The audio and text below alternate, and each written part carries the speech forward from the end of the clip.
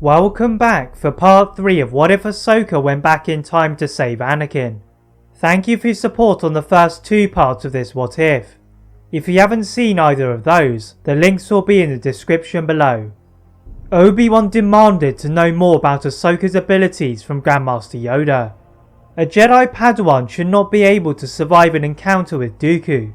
The bandaged Anakin hobbled over from the halls of healing, and is also wondering how Ahsoka was so powerful, and Yoda guides the Jedi to his quarters. The Grandmaster and Ahsoka tell the 2 Jedi about Ahsoka's journey from the future, and Anakin now knows why the Jedi had changed the attachment rule. Ahsoka is unwilling to share what had happened to Anakin, only that the Sith had won, and she was given another chance to change the past. Anakin is confused as to why Ahsoka hasn't made a move for the Sith, but Obi-Wan wants patience, as Ahsoka reveals that the plans of the Sith were rooted into the depths of the Republic. Obi-Wan and Anakin leave to find out whether the Grievous they had just killed was the genuine Grievous, whereas Ahsoka goes to find new kyber crystals, using parts for new lightsabers she had recently obtained, and travels alongside Yoda and several younglings. Entering the atmosphere of the icy planet, hidden in the unknown regions, Yoda and Ahsoka sense that something is amiss, but do not realise what it is until they land on the surface.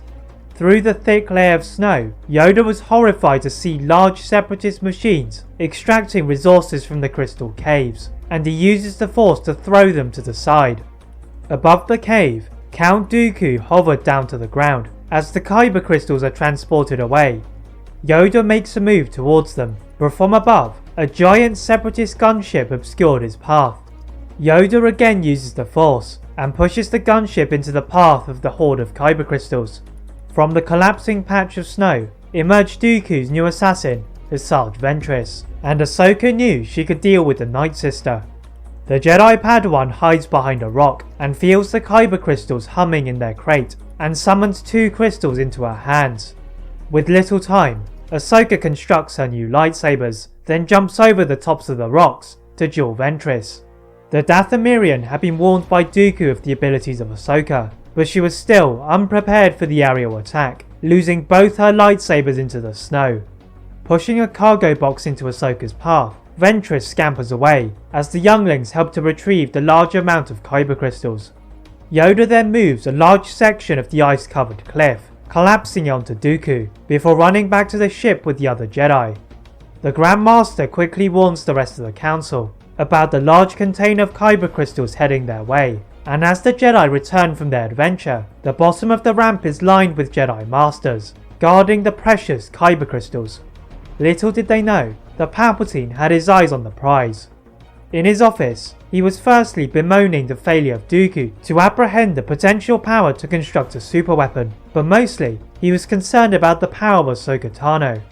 The Sith Lord thought that Padawan Tano could be a valuable asset, as he aimed to eventually replace Dooku with Anakin Skywalker, but perhaps the Padawan was actually the chosen one. The Sith Lord sought to find the answers to his questions, and asked Dooku to join him in his own adventure. The 2 Sith meet under the Limerge building in the industrial sector, and take Sidious's H2 executive shuttle to the planet of Korriban, as they try to seek answers from one of their own. The 2 Sith land in the Red Sands, and slowly trudge to the Valley of the Sith Lords. Sidious tries to lift the covers off of all of the tombs around him, but as the ghosts surround them, Sidious pushes them back in, feeling his soul being gradually removed.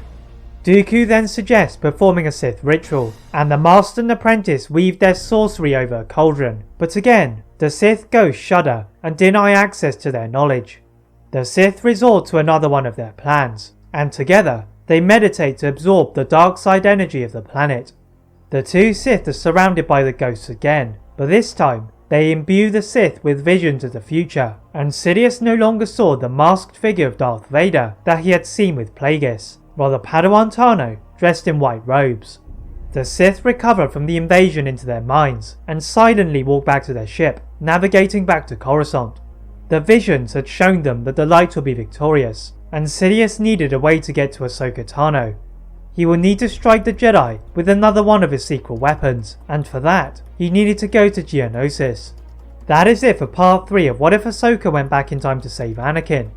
If you'd like to see a part 4 soon, please like this video, turn on that notification bell, subscribe to this channel, and my other channel What If Films for more what ifs. And as always, leave a comment on what if you'd like to see next, and how I can improve my videos. Thank you all very much for watching, and see you next time.